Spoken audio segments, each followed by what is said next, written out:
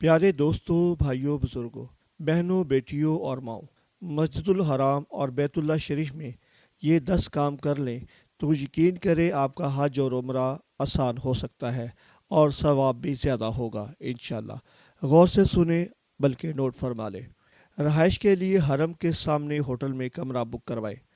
تھوڑے ریٹ زیادہ ضرور ہیں، مگر آپ اس مشقت اور پریشانی سے بچ جاتے ہیں جو چھوٹے ہوٹل میں بہت سارے مسائل کا سامنا ہوتا ہے، جیسے کہ لفٹ۔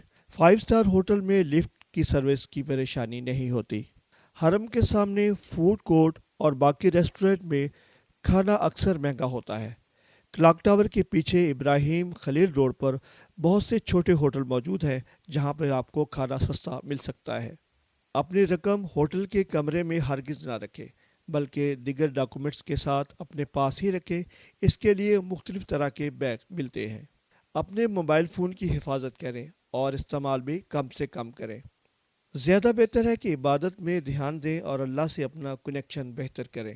حجرہ اسود کو بوسہ لینے کے لیے دھکم پہ نہ کریں، بلکہ رات کے وقت جائیں جب رش کم ہوتا ہے۔ فقیروں کے روپ میں ہیلے بہانوں سے رقم مانگنے والوں سے خبردار رہیں اور مظلومیت کی کسی سٹوری پر توجہ نہ دیں۔ مطاف میں عورتیں بناؤ سنگار اور مہندی لگا کر بھی آتی ہیں۔ اکثر کے ہاتھ پاؤں ننگے ہوتے ہیں۔ اپنی نظروں کی حفاظت کریں، یہی جگہ حرمت کی ہے۔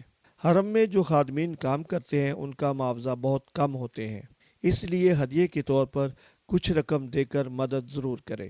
آب زمزم خوب پئیں، یہ شفا ہے۔ پلاسٹک بیگ نما بوتل میں بھی بھر کر ہوٹل کے کمرے میں لے جائیں۔ اپنی توانائی کو بحال رکھیں اور زیادہ عبادت کے چکر میں بیمار ہونے سے بچیں۔